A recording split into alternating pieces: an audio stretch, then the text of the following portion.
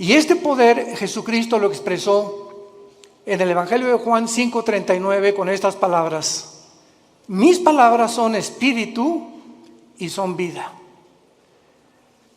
La razón por la cual ningún otro libro que puedas tú leer en la historia te pueda cambiar o transformar tu manera de ser es simplemente porque nadie puede comprender la constitución del ser humano más que Dios.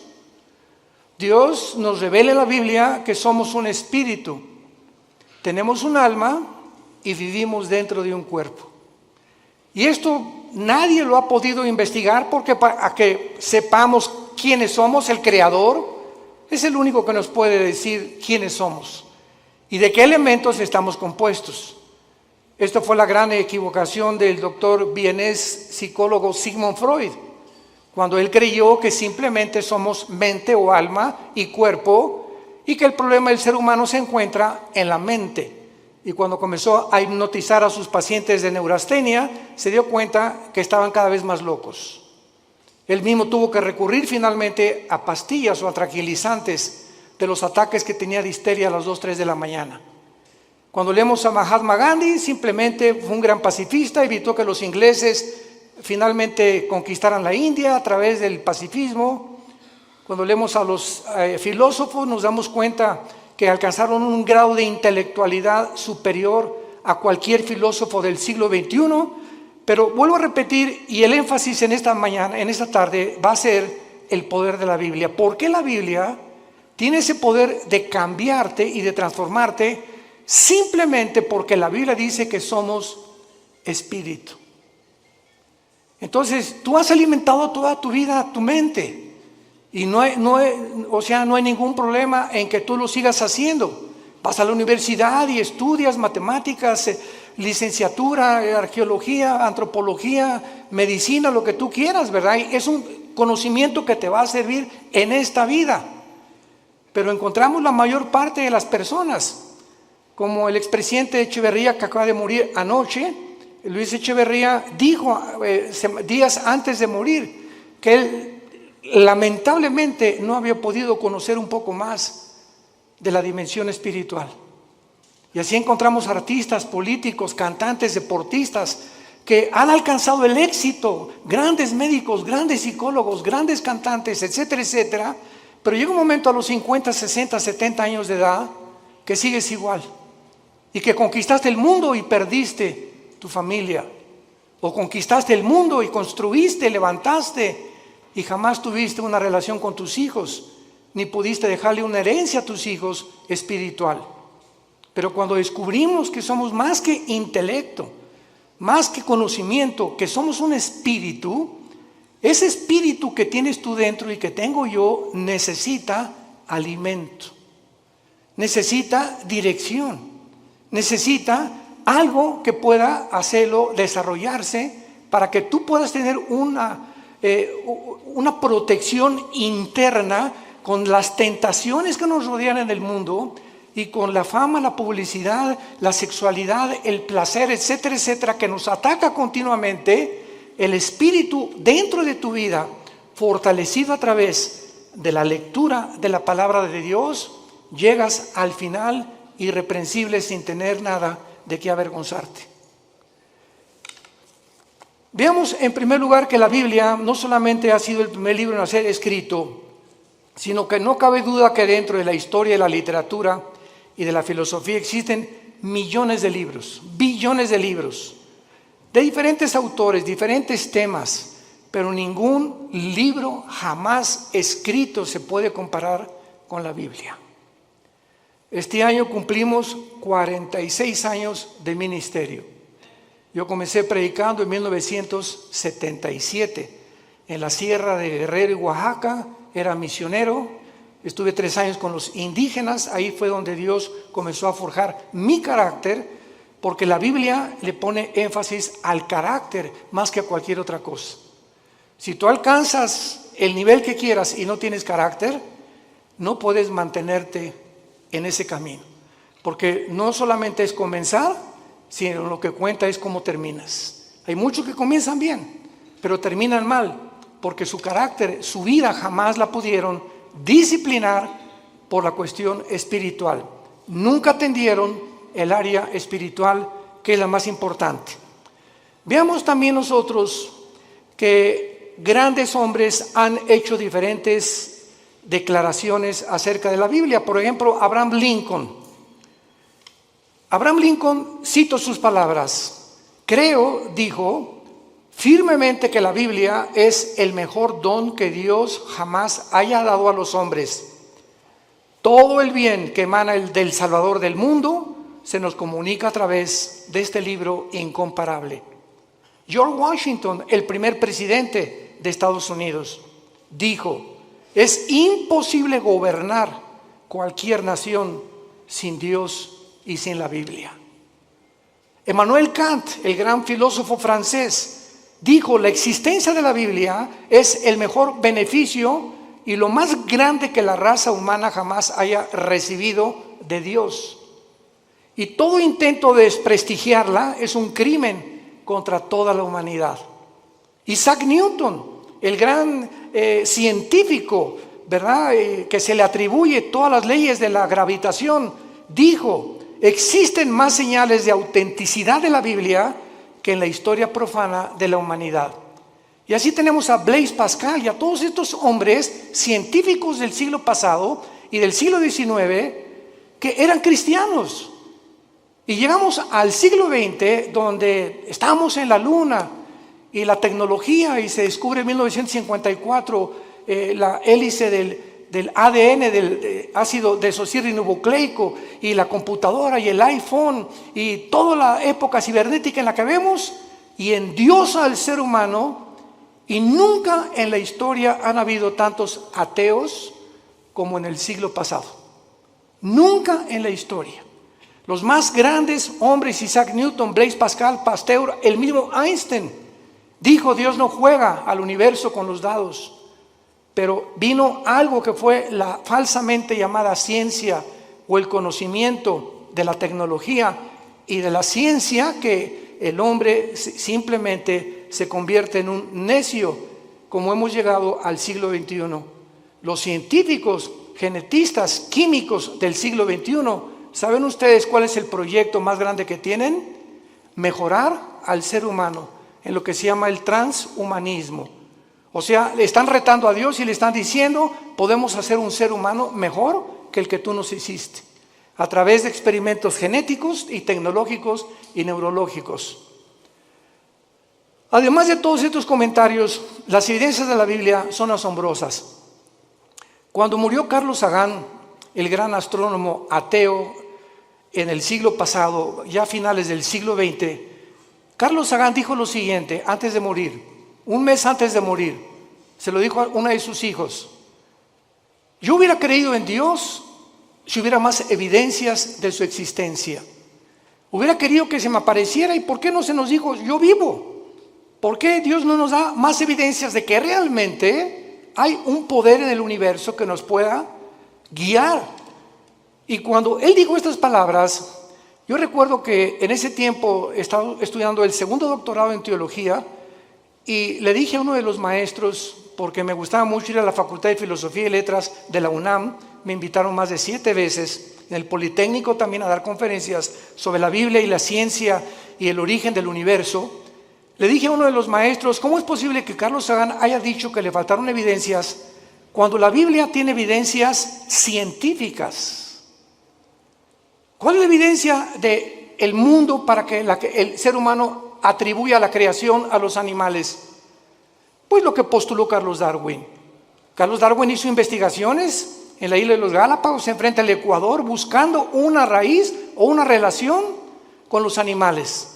Él nunca dijo que veníamos de los animales, postuló, dijo probablemente en su libro, el libro de las especies, el origen de las especies, pero jamás él asegura ni confirma que veníamos de los animales. Y durante todo el siglo XX, todas las universidades, todavía hay escuelas, esto es impresionante, que sigan enseñando que nosotros tenemos el origen en Chita y en los animales. Cuando se descubre la genética del ADN en 1954, se derriba completamente la teoría de la evolución, porque es imposible, señores científicos que nos escuchan y maestros de las universidades que nos visitan o que nos ven a través de la televisión, es imposible que una ADN de un toro sea igual al de un caballo, y es imposible la mutación de una especie a otra especie. Y hasta este momento no hay ninguna mutación, jamás, lo que se llama el famoso eslabón perdido, para que un conejo se convierta en una ardilla o un ser humano en un animal. Las cromosomas y los ácidos que tiene el cuerpo humano, que forman parte de toda la estructura anatómica que nosotros recibimos de Dios, hacen imposible la evolución, un cambio de genética de un cromosoma o de un ADN a otro ADN. La física dice que realmente la ley de la entropía, que todo va de mal en peor, que todo, la segunda ley de las teorías físicas, que es lo que establecen, que todo se está echando a perder, que todo se descompone, que todo tiene un proceso de deterioro, y la evolución dice que vamos de menos a más. ¿Y la biología qué nos dice? ¿Quién es una mujer? ¿Qué contestarías si te preguntaran quién es una mujer? ¿Qué es lo que hace a una mujer diferente de un hombre? Simplemente la mujer tiene 2 cromosomas XX. Eso es lo que hace mujer. Si tú tienes cromosomas 2XX, eres mujer, eres del sexo y del género femenino. ¿Quién es un hombre? Una persona que tiene cromosomas XY, y la Y no la tienen las mujeres. Y si tienes el cromosoma Y y tu mente te dice que no eres lo que la biología y la genética establece, ya no la Biblia, tu problema es mental, no es físico. ¿Se dan cuenta al punto a donde hemos llegado de estupidez mental? Y de la forma en la que hemos llegado a publicar y a tratar de hacerles creer a los niños que no son niños, que son niñas, y a las niñas que son niños, y que se está aceptando, como la famosa compañía Disney, ya promoviendo películas de homosexuales y de lesbianas entre los niños y las niñas. Este es el mundo de nosotros, un mundo completamente oscurecido, anticientífico. Jamás se había atacado la ciencia en la forma en la que se ha atacado actualmente. Lo que enorgulleció al ser humano en el siglo XX, en la ciencia se volvió contra los médicos, haciéndolos, profesando ser sabios, se han convertido en necios. Veamos en la segunda carta que el apóstol Pedro escribió hace 2000 años. Los que traigan su Biblia la pueden abrir en la segunda carta de Pedro, capítulo 1, versículos 19 y 21, y veamos algunas evidencias de la Biblia en cuanto a su enseñanza y al propósito de Dios para habernosla dejado. Comienzo diciendo que si Dios existe, vamos a hacer una línea de lógica elemental. Si Dios existe, no nos dejó al azar, ni al accidente. Tuvo que haberse de alguna forma comunicado con nosotros, porque si Dios existe, su más grande anhelo es que sus criaturas le conozcan, le sirvan y le adoren. Y esta es la razón por la cual envió a Jesucristo su Hijo hace 2000 años, para que Él pudiera decir: yo soy el camino, yo soy la verdad, yo soy la vida. El que quiera conocer la voluntad de mi Padre conocerá si la doctrina es mía o si yo hablo por mi propia cuenta. El que habla por su propia cuenta, su propia gloria busca. Yo he venido a buscar la gloria y hacer la obra de mi Padre que me envió. Mis palabras son espíritu y son vida. Yo soy el pan que ha descendido del cielo, yo soy el camino, la verdad y la vida. Estas palabras de Jesús en Juan 14:6 son las que cambiaron mi vida hace 48 años. Cuando yo me enfrenté a Jesucristo en la Biblia, yo venía del Partido Comunista porque me convertí en un ateo decepcionado de la religión popular en México. Quería ser cura a los 13 años de edad, Me decepcioné tan grandemente de la religión que me convertí al ateísmo, me fui al otro extremo, porque yo creí que ellos representaban realmente a un Dios que no es el Dios de la Biblia. Y cuando comienzo a leer la Biblia, que me prohibieron leerla, los mismos dirigentes católicos que yo tenía, y leo que Jesucristo dijo, yo soy el camino, yo me acordé de Buda. Buda antes de morir dijo, no soy la verdad, busquen la verdad, le dijo a los discípulos. Mahatma Gandhi dijo, es que Jesucristo fue un gran maestro de moral, pero yo no puedo guiarles al camino, yo solo sé que no debemos estar a favor de la violencia. Cuando leí a Mahoma en el Corán, en los sutras, los versículos del Corán, Mahoma recibe la revelación del Corán a través de un ángel cuando él padecía ataques epilépticos. Y comienza a leer el Corán y ve lo que dice: asesinemos a los judíos y a los infieles, matemos a todos los que no acepten el Islam. O sea, una religión que impone a través de la violencia, igual que el comunismo impone a través de la fuerza y la violencia, la ideología que quieren que nosotros la aceptemos. Y cuando me encuentro con Jesús que dice yo soy el camino, no un camino, yo soy el camino. Yo soy, si tú no caminas conmigo, Jesús te está diciendo, estás en un camino que conduce a la muerte. Porque hay caminos que parecen derechos, pero su fin es camino de muerte. Cuando Jesús dice yo soy el camino, yo soy la verdad, me pasé años en el comunismo y en la filosofía buscando qué era la verdad. Nunca un maestro me dijo qué era la verdad.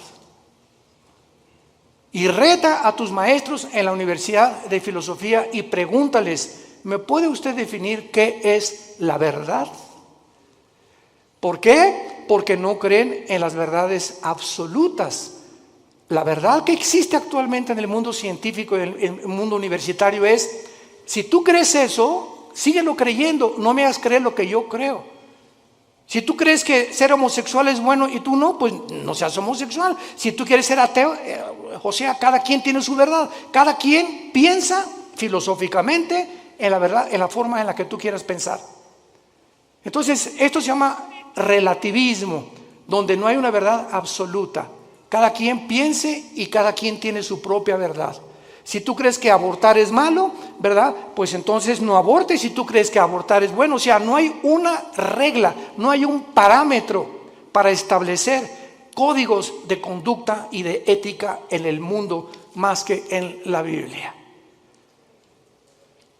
Y cuando Jesús dice yo soy el camino, la verdad y la vida, ahí te caes derrumbado totalmente. Él dice que Él es la razón por la cual tú existes, que esta es la razón por la cual tú naciste, que Él es la razón por la cual tú tienes que vivir la corta vida que nos queda, y que si tú no caminas con Él y no crees la verdad que Él trajo al mundo y no entiendes que Él realmente puede transformar tu vida no se pudo comparar con la de una vaca, con la de un perro o con la de un ratón. Los animales se levantan, pastan, comen y se acuestan, se duermen, comen, pastan y se acuestan. Millones de seres humanos viven bajo la misma rutina.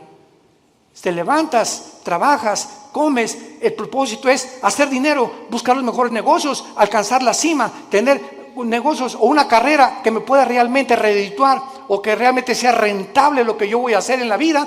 Y si no es el dinero y no es el éxito y no es la fama, casi nadie la sigue. Y otros, como no pueden, lo hacen a través de la violencia, del robo, el secuestro, la drogadicción, a través de todo ese tráfico humano, etcétera, etcétera. Como ahora acaban de encontrar, ¿verdad? Que este señor Epstein, que tenía amigos con todos los gobernadores casi de Estados Unidos, y formaron un núcleo de tráfico humano de niños de 10 y 12 años que los violaban y los vendían en Europa, en Francia y en América. Estamos hablando de hombres multimillonarios, asistentes y amigos y compadres de los presidentes de la mayor parte de las naciones. El tráfico humano se encuentra lo más rentable que hay en el nivel más alto de la humanidad, por la corrupción tan grande a la que el ser humano ha llegado. En esta segunda carta, el apóstol Pedro nos revela tres cosas acerca de la Biblia. Y dice así, tenemos también, 2 de Pedro 1, versículo 19, tenemos también la palabra profética más segura. Tenemos la palabra profética más segura. ¿Más segura que qué? Pues más segura que milagros. Ahorita hay cantidad de cristianos que siguen buscando milagros.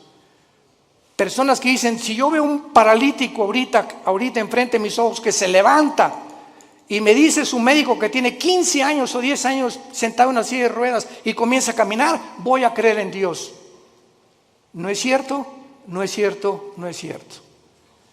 Tus emociones van a ser exaltadas, te vas a asombrar realmente. ¿Y cuánto te va a durar esa emoción que tuviste al ver un milagro? Te va a durar 3 o 4 días y sigues siendo la misma persona, porque los milagros no cambian al ser humano, porque la fe no es por ver, la fe es por oír y por oír la palabra de Dios. Si tú no te conviertes y tu transformación no es por oír la Biblia, todo lo demás es completamente secundario y relativo. Entonces, cuando dice Pedro que la palabra profética es más segura, nos está diciendo que las profecías de la Biblia que se han cumplido, solamente cuando Cristo muere en la cruz, 33 profecías se cumplieron de los profetas hebreos del Antiguo Testamento. 33 profecías. Yo recuerdo que en aquel tiempo que estudiaba las profecías de Dios, me llamó la atención las profecías de tu padrino Nostradamus. El famoso disque vidente o profeta. Y cuando leí las profecías de Nostradamus, que las hacía en forma de versos, etcétera, etcétera, se cumplieron el 15% y el otro 85% jamás se cumplieron. Cuando oí que Janine Dixon, una mujer que una semana antes que asesinaran al presidente John Kennedy en la ciudad de Dallas, 1962-63, dijo una semana antes a los periodistas del New York Times, veo sangre en Dallas en el presidente. Y lo asesinaron una semana después y se convirtió ella en una pseudo profeta de Estados Unidos, Jean Dixon. Lo puedes encontrar en el internet. Y a las 3 semanas, pues la rodearon los periodistas, profetícenos, díganos algo. De ahí en adelante, ninguna profecía de ella se cumplió. Porque hay una ley en la Biblia que dice así, en el libro de Deuteronomio, cualquiera persona que profetice algo y no se cumpla el 100% de lo que profetizó, es un falso profeta. El 100% de lo que profetizó. Así que cuando venimos a la Biblia encontramos, por ejemplo, en Isaías capítulo 44 en el Antiguo Testamento, que hace 2700 años este profeta dijo estas palabras retando Dios a los seres humanos. Isaías 44, versículo 6 al 8. Así dice Jehová, Rey de Israel y su Redentor, Jehová de los ejércitos. Yo soy el primero y yo soy el postrero. Pongan atención. El Dios de la Biblia dice, yo soy el primero. Para que Él sea el primero, Él tiene que saber cómo se originó el universo, ¿correcto? Nunca la ciencia nos podrá decir el origen del universo. Porque para que sea científico tiene que ser repetitivo. Alguien tuvo que estar ahí para que nos dijera, pues así comenzó. Y por eso es la teoría de la Big Bang, de la explosión y tantas teorías que están tratando de explicar cómo se formó el universo. Pero cuando Dios dice, yo soy el primero, nos muestra en la Biblia, en el libro del Génesis, cómo hizo el universo. Y cuando dice, yo soy el postrero, nos dice también que cómo terminará la humanidad. Cómo avanzará la historia. Y cuando venimos a la historia, a la luz de la Biblia, encontramos que todos los eventos de la historia han sido cronológicamente y sucesivamente a la luz de lo que estaba escrito hace más de 3,000, 4,000 años. Yo soy el primero y yo soy el postrero. Ahora dice Dios, los reto a los que se dicen profetas. Escucha lo que dice a continuación. Fuera de mí no hay Dios. ¿Y quién proclamará lo venidero? Lo declarará y lo pondrá en orden delante de mí, como hago yo desde que establecí el pueblo antiguo. Hace 2700 años Dios dice esto. ¿Quién de los escritores, quién de los que se han dicho profetas, tráeme a Mao, tráeme a Confucio, tráeme a Mahatma Gandhi, tráeme a Mahoma, tráeme a tu gallito Giro, como decimos en México? Al escritor y a la persona que más admires, dice Dios. ¿En qué libro puedes encontrar el orden de la historia desde que el mundo comenzó? En ningún libro más que en la Biblia. Y así encontramos que 100 años después de Isaías vino un hombre llamado Daniel, que fue judío y fue llevado a Babilonia cautivo por 70 años. Y en el libro de Daniel, hace 2600 años, damas y caballeros, hace 2600 años, en el libro de Daniel, él declara los órdenes de los imperios que vendrían en el mundo a través de la historia.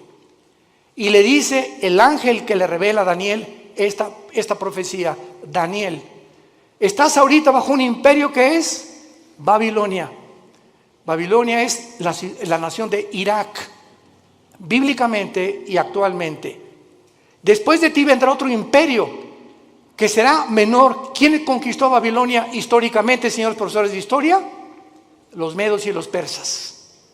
Y después vendrá un tercer imperio, le dice el ángel a Daniel. ¿Quién vino después de los medos y los persas? Alejandro el Magno. Los griegos derrotaron a los medos y a los persas. Y vendrá un cuarto imperio que aplastará a casi todo el mundo entero. ¿Quiénes fueron los que siguieron después de Grecia? El imperio romano. Daniel profetiza hace 2600 años la cronología de los imperios mundiales de toda la historia. Y finalmente lo pueden encontrar en otras conferencias que hemos dado. Vendrá otro imperio que son los 10 dedos de los pies de la estatua de Nabucodonosor, que el anticristo, el próximo gobernante y dictador mundial, formará una confederación política de 10 naciones. 5 de Europa y 5 del Medio Oriente. Formarán un G10 y cuando oigamos en la televisión, en el radio, ahorita hay un G7, cuando se forme un G10 de esos 10 naciones que se van a unir del Medio Oriente y de Europa, de entre ellas saldrá el anticristo. Y nosotros ya no estaremos aquí. Ahí nos vemos al rato. Porque vendrá el arrebatamiento de la iglesia. Pero no me quiero profundizar ahorita en eso. Y finalmente en esta profecía de Isaías, dice el versículo 8, no teman. Desde el Génesis hasta el Apocalipsis, el mensaje a los cristianos es: no tengamos miedo de nada. No teman, ni de los temblores, ni de las inundaciones, ni de la Tercera Guerra Mundial, ni de explosiones volcánicas, ni del hombre, ni del diablo, ni de los demonios. Porque mayor es el que está entre nosotros que el que está en el mundo. Mi paz les dejo, mi paz les doy. Mantén esa paz dentro de ti. Mantén esa paz. Esa paz es el secreto de la salud. Acabo de declarar el Hospital Hopkins, de los más prestigiados de Estados Unidos, y la Clínica Mayo Rochester en Boston, que el factor común denominador que está ocasionando las enfermedades más grandes en el mundo actualmente y el origen de las enfermedades más grandes ahorita en el mundo es el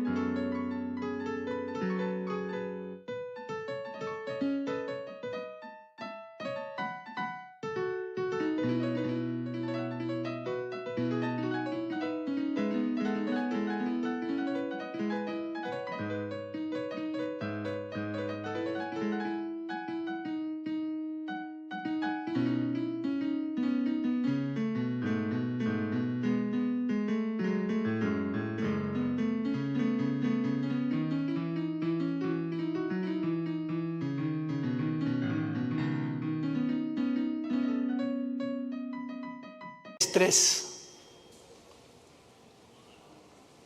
¿Qué es el estrés? Una condición donde no tienes paz, estás ansioso, estás temeroso, te estás frustrado que no se vaya a cumplir, comienzas a tener miedos de algo que no va a suceder, te adelantas al futuro. ¿Y si mi hijo se va? ¿Y si pierde mi esposo? ¿Y me quedo sin seguro social? ¿Y cuando estoy viejita que me va? Y comenzamos en un mundo a construir que no existe más que nuestra propia mente por la falta de paz. Comienza a preocuparte por el dinero, preocuparte por la salud, preocuparte por tantas cosas, el tráfico, etcétera, etcétera. Y si cuando te des cuenta, ese estado mental afecta tu sistema cardiovascular, tu corazón, tus pulmones, tu hígado, tu páncreas, tus intestinos. El estado mental se llaman enfermedades psicosomáticas. Afecta completamente todo tu ser. Y es lo que descompone tu vida, porque si no tienes paz, no puedes disfrutar nada, ni siquiera tus vacaciones. Y hace 2000 años, el autor de la Biblia, el Señor Jesucristo, hace 2000 años nos dio el secreto: no teman. Mi paz les dejo, mi paz les doy, por nada estén afanados. Por nada permitas que tu corazón sea perturbado.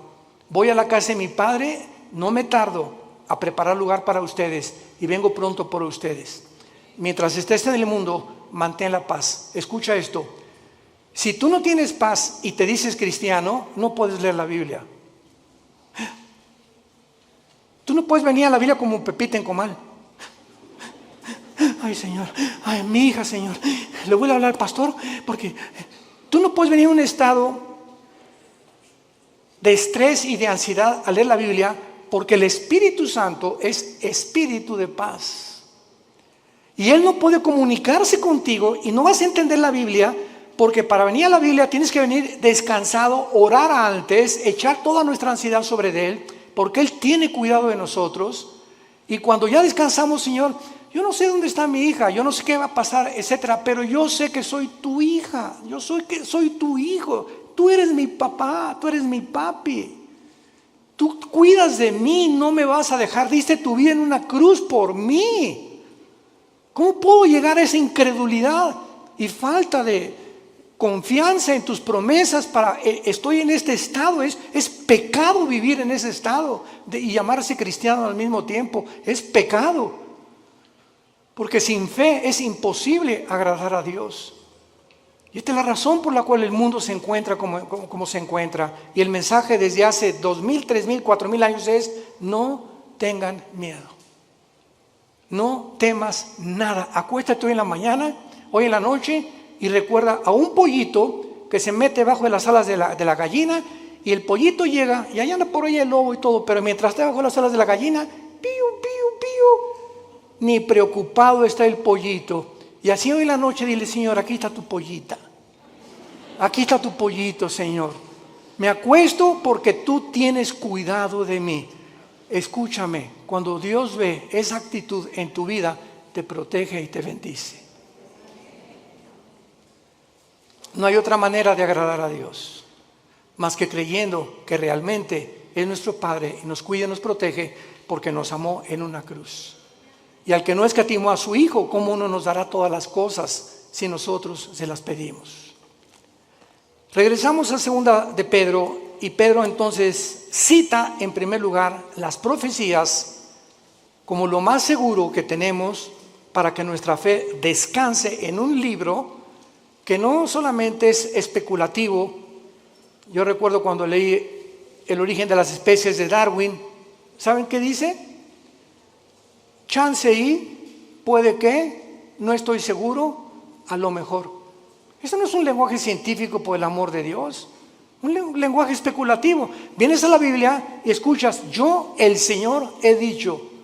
Y todo lo que menciona la Biblia es afirmativo, porque no hay absolutamente ninguna contradicción en la palabra de Dios, porque fue inspirada por Dios. Entendiendo primero esto, que tenemos la palabra profética más segura, a la cual haréis bien en estar atentos, como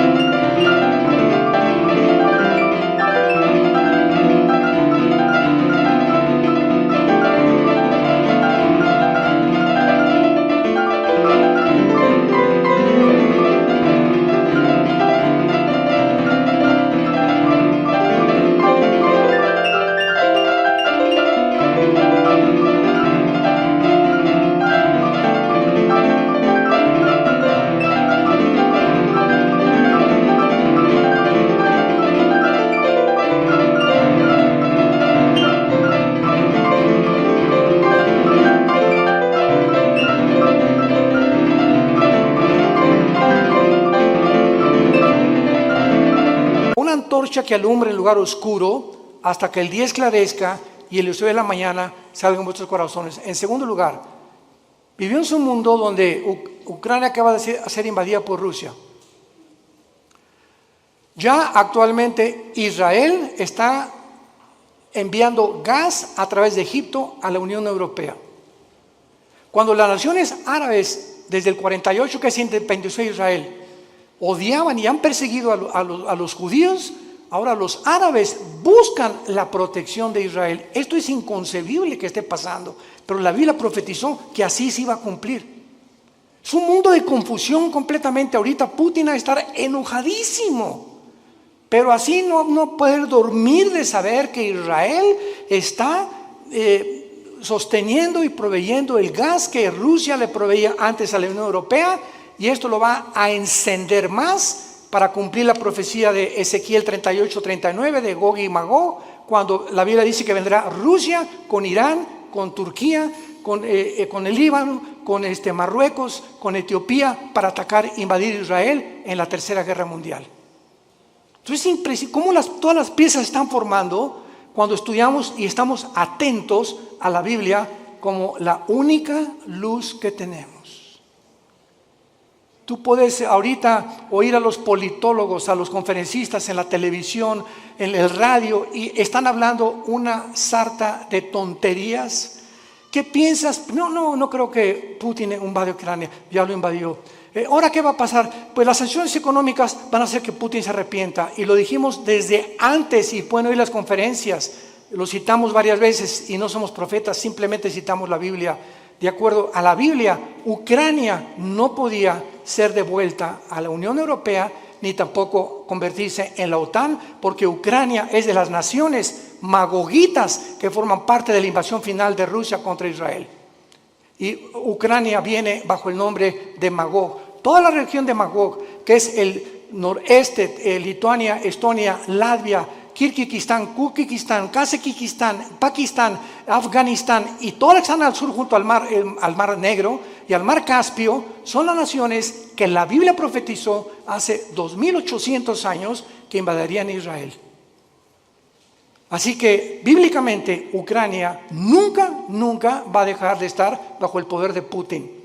Y ahora Putin va a seguir con las demás. Por eso ya Finlandia y Suecia corrieron a la OTAN y están buscando el paraguas de la OTAN porque temen la invasión también de Putin.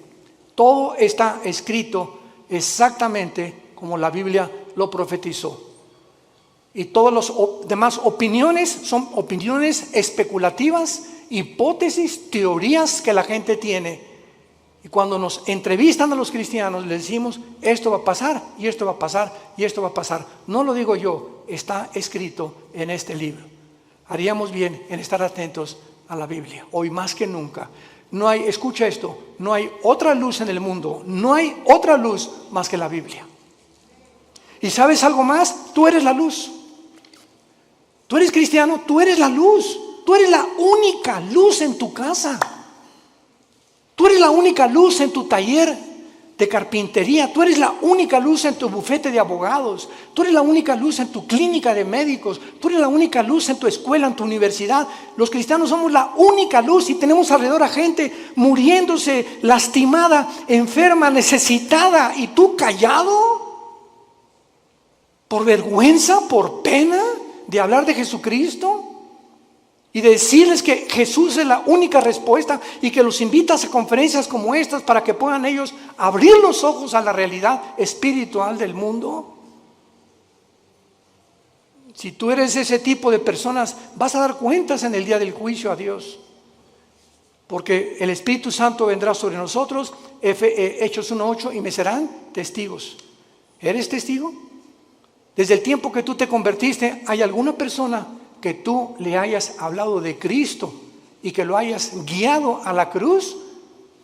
Examina tu corazón llegando hoy en la noche, ponte rodillas y ora a Dios y dile sinceramente: Señor, te pido perdón. Tengo 3 años en Cristo, tengo 5 años en Cristo, tengo 10 años en Cristo y a nadie le he hablado de ti, ni los he guiado a la cruz, ni he orado con nadie y me digo cristiana.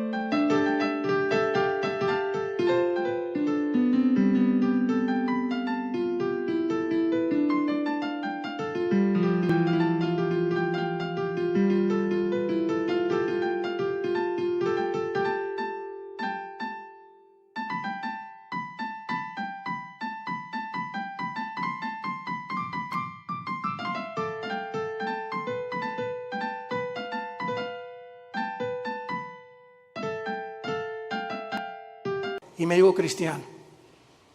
Cuando nosotros examinamos nuestra vida, tengamos cuidado de pasar el tribunal de Cristo. Y en penúltimo lugar, dice el apóstol Pedro, pongamos atento a la Biblia que alumbra en lugar oscuro. Nunca las tinieblas habían sido tan grandes como ahorita.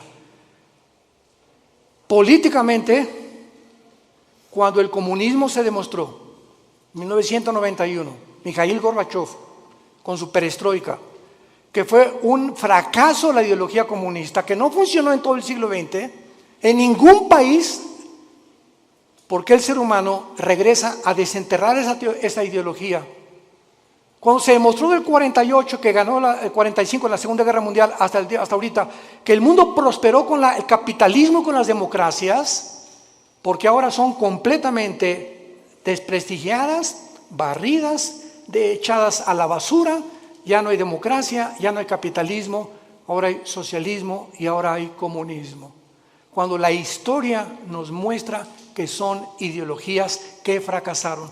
No necesitamos discutir nada. La historia demuestra que el hombre no aprende de la historia. Políticamente, religiosamente, científicamente, filosóficamente, en cualquier área que tú me menciones, el mundo está de cabeza. Es un mundo de locos. Escucha las declaraciones de los gobernantes en el mundo, la mayor parte de ellos, lo que están hablando. Hablan, de veras dices tú, Dios mío, ¿cómo puede este hombre dirigir un país con las cosas que él habla? Así está el mundo de loco. Y la mayor parte de la gente lo está aceptando. Y finalmente dice el apóstol Pedro, entendiendo primero que ninguna profecía de la Escritura es de interpretación privada.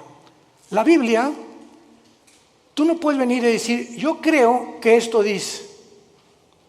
O voy a interpretar que esto es lo que significa. Cuando tú vienes a la Biblia y tratas de interpretar de acuerdo a tu percepción o a la forma como tú visualizas un versículo o un pasaje, sígueme con mucho cuidado. Sin tener en cuenta los demás pasajes de la Biblia, te conviertes en un hereje, en una hereje. Porque no es de interpretación privada. La Biblia está compuesta por 66 libros. 66 libros escritos en más de 1500 años. Por más de 40 autores diferentes. Pastores, profetas, Isaías trabajó en el gobierno, Daniel fue asesor de los emperadores, por diferentes personas de diferentes oficios, diferentes profesiones, pero los 66 libros de la Biblia fueron guiados y están articulados como una tela, como los hilos de una tela que forman una alfombra completamente integrada. Y cuando tú sacas un hilo, haces que otro hilo se desgaje y comienzas a romper el tejido. Entonces tú no puedes sacar un hilo sin tener en cuenta los demás hilos de la tela. Y así es la Biblia. Entonces las personas que han tratado de sacar versículos de la Biblia, como los mormones, que Jesucristo no es el Hijo de Dios y que todos tenemos 10 esposas. Los hombres, amén. ¿Verdad? Pues claro que todos simpatizan con eso. Por eso prospera el mormonismo, es la religión más multimillonaria que existe ahorita en el planeta Tierra. Los testigos de Jehová, el infierno no existe. Jesús no puede ser Dios porque él dijo, es que yo soy menor que Dios, mi Padre es mayor que yo. Y no entiende que él bajó al mundo y se puso debajo del Padre temporalmente para someterse y regresó al mismo nivel que el Padre y está sentado a la diestra del Padre en las alturas y toda potestad le ha dado en el cielo y en la tierra. You complete me and my being. Your smile captivates my heart. I am so not me when you look at me. I forget what I really had to say. This is the magic of your love.